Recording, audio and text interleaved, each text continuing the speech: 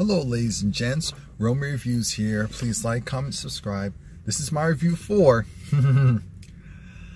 oh gosh, this is the Braxton Family Values / Iyanla Vanzant part 2, because there was supposed to be 3 parts, but here's what happened. There's only 2 parts because of what happened in day 2, as I already discussed in part 1. Now we start this thing off with, it's like, okay, is everyone gonna come back? Well, yes, everyone comes back.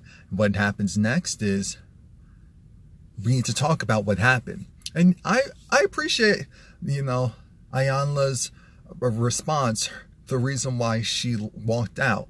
It wasn't just because she was upset, it was to prove a point. It was to prove the point that time is valuable, commitments are valuable, word is bond. But we have a lot of people in this family who value their own time and want their own time considered over everyone else's. And I'm even glad that she went and talked to Tony. It was like, Tony, okay, so what happened? Because I heard that part of it was production's fault, part of it was whoever. Well, let me know from your perspective what happened. Tony said that it was actually the time that everyone was originally told was 11:30. Great. On the call sheet, which is what you actually go by, because production will be there, was 1:30. Now again, I don't know why that happened, but the time got shifted. What I do know is that Tony showed up 1:45, or at least at 1:45, and of course they still had to done hair, makeup, the whole shebang. And Iyanla was trying to, well, not trying, because Tony got it, told her, hey, so you see, even though it was 1:45, so you weren't egregiously late, the whole thing was you were supposed to be committed to showing up at 1:30, to being there and being ready by 1:30. And so then Tony's like, you know what, I do that. And so I have to do that, because I do that with my other sisters as well. Tony being the oldest, the head as far as the sisters are concerned, she's had to grown up and look at things differently than, let's say, the rest of them all of her life. So I wasn't surprised that she took ownership of that. Now we get to Tamar, because remember, everyone else was there. Tamar showed up, and Tamar had an attitude from the jump. Tamar was doing the neck rolling. She was, I said, Tamar, your head's gonna pop off of your neck if you keep popping off like that. And Tamar wasn't having it, because she was like, yes, my call sheet did say 1:30. What time did you come? It didn't matter. And then the production showed us it was like 3:45. 3:45. And this whole thing, and that's when Iyanla got into your behavior, because she talked about this in part 1. Tamar's behavior, it's not good. And so Tamar said, stop name calling, stop name calling. We were all looking at her like, what is she name calling? She's not calling you a bee. She's not calling you a hoe. All she's doing is she's saying that your behavior is a problem, and the people around you have enabled that. So we do actually, and this part, I love the fact that I think, Miss Evelyn went and really thought about what happened in day 1 and also in day 2, and understood why Iyanla was upset. And why she, did what she did, because I think she believed that, okay, Iyanla was really trying to show this is what it looks like when you don't honor a commitment, when you just do whatever you want and it affects other people. They're not used to, getting such a visceral response for doing something wrong from someone else. And so Tamar was so frustrated, because Tamar gets away with this. That's the thing. People think because you mention something, that means that you're not getting away with it. No, you have to go and show people how you want them to treat you. And if they don't do that, then they're gone. And that's when, because she also had to talk to Tracy, and because that's Tracy's biggest issue. Tracy hasn't shown her sisters and, you know, stayed firm in her beliefs as far as what she will and will not do. Because we also see that on day one, Iyanla was talking to Tracy alone. And this is where we get to see Tracy she gets to go and say her piece and say how she felt about part of the reason why they were there, which was, why did you go and continue working when the others didn't? And Tracy said, I need the paycheck. I signed, we're in the middle of the season. This is not the end of the season. The season isn't gonna, you know, start up soon. We're doing this in the middle of the season. If I do not show up, if we do not show up, we do not get paid. So I cannot do that. And she also says she likes the show. She likes, you know, the show because she gets to show other sides of herself. She likes the entertainment factor. And I do think what happened, because Iyanla in day 2 was talking to Tawanda and Trina. And so Tawanda and Trina were saying, hey, you told us that you were going to go and, you know, side with the family. And then the next day we hear that, oh, Tracy's saying that she was moving forward even if the sisters wanted to go and do their own thing, even though the night before you said that, yes, you're going to stand your word. I do believe that Tracy never wanted to not work, but she's always so agreeable with her sisters because she's allowed that to happen. And because of that, they just it's like, okay, Tracy's gonna go for it, but that's what's gonna happen. So I think that's why there was such this visceral response to why Tracy didn't go and side with us, because why would she has other things to do, like make money. All of you have other ventures that allow you to make a decent income without the show. Tracy hasn't really done that yet. So I understand that. And so then Iyanla was also talking to Trina and Tawanda and told them, have you thought of this? When it comes to, because they talked about, okay, what happened today and how Tony and Tamar didn't show up on time. And they're saying, yes, this always happens. We're always left to pick up the pieces. That we're always left to be the accountable ones. And she said, Iyanla said, now think about this. How do you think Tracy feels when everyone else is allowed to go and speak their mind, and not only speak their mind, stick to what they really want to do, versus Tracy, who is expected to just go along to get along no matter the rhyme or reason? And so when she phrased it essentially like that, Tawanda and Trina got it. They're like, wow, that is wrong and that's hypocritical. Yes, because you've built this relationship with Tracy where she just goes along to get along even if she doesn't want to do it. That's the real reason why you're upset. And it's not fair because your other sisters can get away with a whole lot more. It's not equal. This is about being equal. And it's not right now. So after that, we do get... another thing regarding that is the fact that, what was the other thing? So the other thing regarding that was how the Tamar is the physical manifestation of Miss Evelyn's actions. And I said that in part 1, or I said something to the effect of that in part 1, where if you really look at the two of them, they're carbon copies of each other. And the problem with that is because aside from all the positives that they have, the negatives are big. And because they're big, it becomes this issue of, oh my God, oh my God, why would you do this? Why would you do that? I can't talk to you about this, can't talk to you about that. But we're going to get off of those and talk about the matriarchs, Mother Evelyn and Mr. Michael. So now, when Iyanla was talking to them separately, she was saying how, you know, unfortunately, they all learned this behavior from somewhere. And that's when Mother Evelyn, she acknowledged that, okay,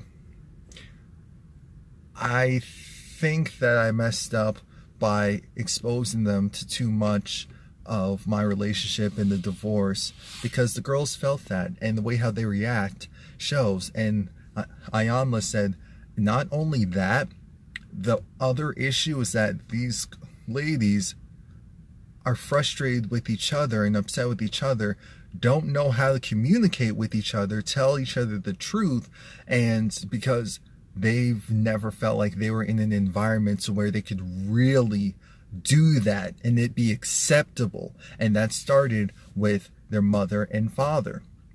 And so I loved that, and I loved that both of them were taking responsibility. You know, Mr. Michael was talking about how he worked a lot, he worked long hours, so he really was not there. He was a financial provider, but the other factor of being a father, he couldn't possibly be that because he never saw them, had minimal interaction. And I said, wow, look at what a day can do. And then they talk about some other stuff like, do you feel like your sister, no, do you feel like you two still have love for each other? Miss Evelyn said no. Mr. Michael said he does. And the thing is, I feel like maybe she doesn't have love for him, but she's still very much so affected. And that's not what Iyanla also said. Now we're talking to Tony. Poor Tony. So when Iyanla was talking to Tony, Tony was saying how she loves her family, but she feels weighed down by them. I said, oh my God. And Tony has slowly but surely been saying this stuff to us over the past couple of years on the show. And she's just saying that things have gotten to a point where she feels like, she always felt like everything was on her. And part of that was because her mother got injured. Maybe it was a car accident, work accident, but her back was messed up. She was in the hospital for a long time, and Tony had to take over, especially since, well, what about your father? Well, he was working. He had 6 kids, so it was mainly me. And then that just kind of continued on when it came to music. And she was made to feel so bad about, getting this offer without her sisters, without the full family, the full group, because they were originally marketed as a group, but they saw Toni Braxton as a solo star. And so when Toni thought that she was going to receive love and support from her family, at least some type, at least from her mother essentially had this visceral response of, oh, this is the devil's work. You can't go and take this. This is the devil's money. This is evil. You'd be saying all that stuff, especially to a young person, very impressionable, very damaging. And so, let's see, all these T's. Tracy, I think she said it was Tracy that said, you know what, Tony, it's okay. Just, when you're able to, go and help us out. As far as like maybe putting a good word for us so that we can also do stuff in music.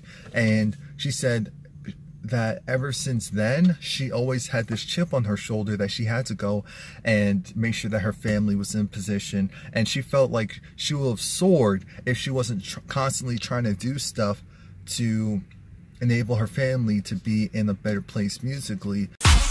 Remember to like this video, leave a comment, and subscribe and come back. Or in entertainment, because her actions couldn't just be her own. And I said, dang, as a whole adult, she still feels that way. She still feels that way. And so Iyanla asked her an important question about, I want you to think about how you really feel about your family. And we're going to get to that answer later. Back to Tamar. So Tamar was so upset with Iyanla. She was going and doing this, and Iyanla said, don't put your finger in my face. I am 2 years your mother's junior, meaning that she's 2 years younger than Tamar's mom. And Miss Evelyn cackled like, yeah, you better tell him.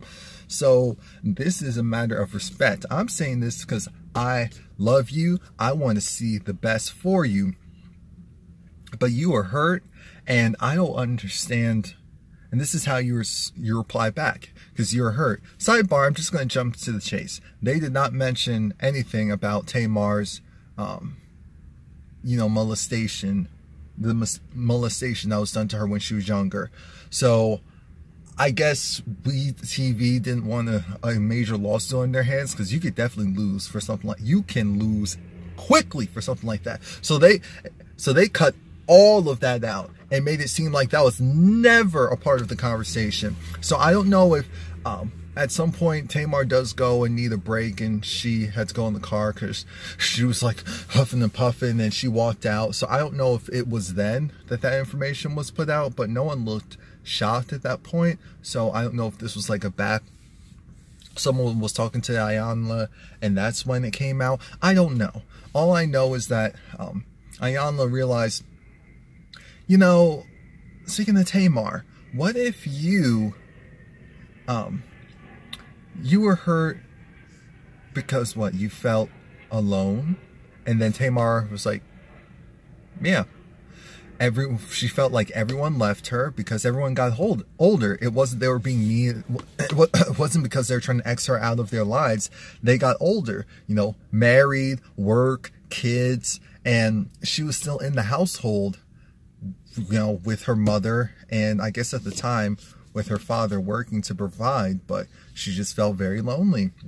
And I said, okay, now we're getting somewhere. And so then it was like on her dad, as far as we never saw you. You always worked. We did not have a real relationship. You were a father in name and as far as being a provider, but I did not feel like I said, oh, that's heavy. But that's real. It's about your feelings and interpretation. So Tamar, she was okay for a second because it was like, okay, at least we're getting to me and not just ragging on me. And that's when Tracy said, I felt similarly the way that you felt, Tamar, as far as not feeling like I was being heard or no one really cared or felt a little lonely in this family. So I can see that. But anyway, Tamar, when she starts getting upset because Iyanla, I forgot what word she used, but Tamar, it was like, and I said, oh my gosh. So then she was going back and forth with Iyanla, and Iyanla, like I said that she has underwear older than Tamar. They're clean, but I have drawers older than you. And then Tamar was like, well, look, but we're not. And Miss E said, stop, enough. And I was thinking, who's she saying that to? Who's she saying? But no, she was saying that to Tamar. She was like, you better listen to me. No.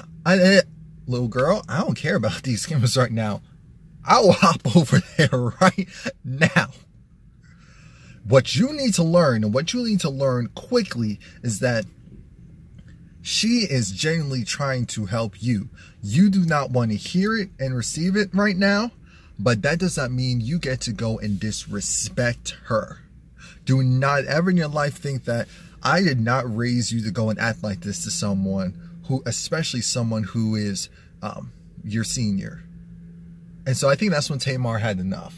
I think that's when she stormed off. I already talked about all of the separate tapings and breakaways, but Iyanla went to go and check up on Tamar, and Tamar was just like, I need a minute. She needed a breather. So now we press the reset button and we're back at the dinner table. It's white. Everything is white except for the silverware, but everything else was white. The cloth, the napkins, the plates, all white. Because, and I forgot what Bible verse she read, but it was essentially about telling the truth, and we're going to tell the whole truth. And this segment was, I forgot how it was phrased, but essentially everyone was taking ownership of something. The father took ownership that he wasn't around. and that he was absent. He was at times physically present in his children's life and in his relationship, but emotionally and in his mind, he was far removed. He was far removed, and he apologizes to everyone for doing that and being that way. Well, the Evelyn apologizes for essentially going and trying to intervene and control her daughter's lives at this stage. Being a little too involved into every little thing isn't necessary. They're grown, they have to make mistakes, they also have to learn. And she also apologizes for having them so involved in her relationship, in the breakdown of her divorce, because she knows that that caused a real rift with them and their father. And I said, oh my God, Iyanla, you did that. I was so thrown off. I was so happy, but so thrown off. Next thing we know, I was so happy by that. I was so happy by that. I was so happy. Miss Evelyn, I was just so like, oh, thank you. This is the person we were hoping for, that we needed. The next person I'm going to talk about is Trina. Trina says she's sorry for not really connecting with her sisters, and whenever there's an issue, she kind of just checks out, and also for being, I guess, not as supportive as she could have been. I'm trying to think who everyone else's was. I think Tawanda's was about honesty, you know, not being honest and more transparent with her sisters, being afraid to hurt their feelings, but, you know, that wasn't helping. Tracy was about, you know, sometimes being mean and not wanting to hear what her sisters had to say and kind of blowing them off.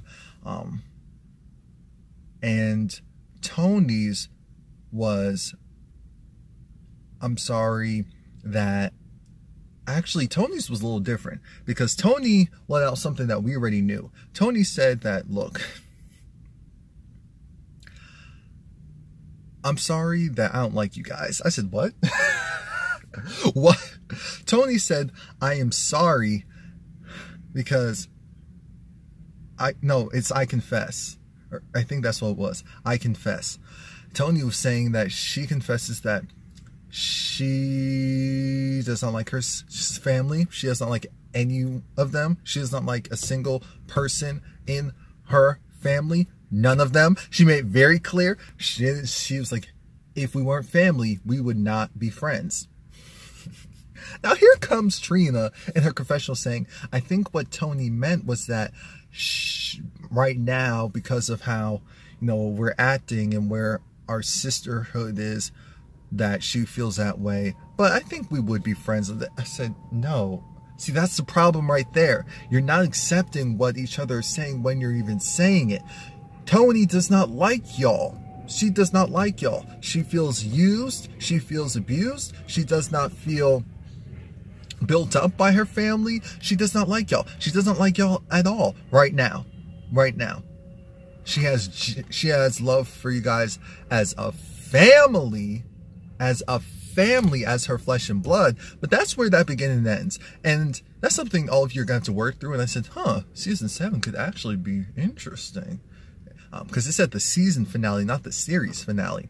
And Tamar's confessionals, see, that's the part that throws me off, because I'm thinking, so did they go and retape stuff and Tamar was told, look, we're not going to put in that information, but someone was going to possibly leak it, so that's why she threw it out there. Because she called Iyanla the devil, and then lawsuits. Oh yeah, so we finally get to Tamar. And Tamar said, you know, I have to be honest, when I first came here, I was just going to go and defend myself, and I wanted to go and rehab my image and my perception, the perception that people have of me, whether it was factual or not. But I realized that that was wrong. I said, wait a minute, what? Wait, what? And then Tamar goes on to say, I apologize. And she was going down the list. She was like, I'm sorry, Daddy. I know you love me, and I know that I make things easy for you. I'm sorry, Mommy, that I know you support me and have my back, and you know the way how I've always acted and reacted, and how you've had to. I'm sorry. I'm sorry, Tracy, for you know, for being really mean to you, saying really mean stuff to you, and you know, you didn't deserve that. You don't deserve that. I'm sorry, Trina. You know, you have such a big heart, and I've definitely tried to take advantage of that. You know, I've been mean. She just went down the list, and it was almost like saying the same thing to everyone, because in some way she's kind of done almost the same thing to everyone. Rather it was, you know, how she reacted when people were getting divorces, having issues with their husband, downplaying relationships, downplaying their careers, nitpicking at looks. She apologized for everything. She apologized for her demeanor, for being a bee, for not being a good sister, for acting petty, for being jealous. And I said, I was waiting for the tear to come out, but the whole point was Tamar, of all people, going and doing this. That's why I said, people are like, oh, we don't know if we believe it. When have we ever seen Tamar take this kind of accountability in public? Ever. Ever. Accountability meaning not just saying, oh, I'm sorry, period. Saying, I am sorry for this. And to you. And I was just so happy, because I think everyone was thrown off. Some of the sisters were crying because they were just like, this is all we ever wanted from her. Tony was emotionally checked out at that point, because Tony didn't budge. She was just like, okay, girl, I still don't like y'all. I love y'all, but I still don't like y'all. in her eyes, in her demeanor. But Tracy was just like, oh, Tamar, and I'm sorry for how I've, you know, the spats that we've had with each other too, and, you know, for just how I've acted in this family. And it was a real success story. I was just so happy for everyone, but also confused, because I'm thinking, so did WeTV not want a lawsuit and make sure to take out that Tamar, you know, molestation stuff? Or was that ever really the plan? Like, how did it come out? Did it come out in a separate interview where someone divulged that information and they just chose not to go with it? I don't know.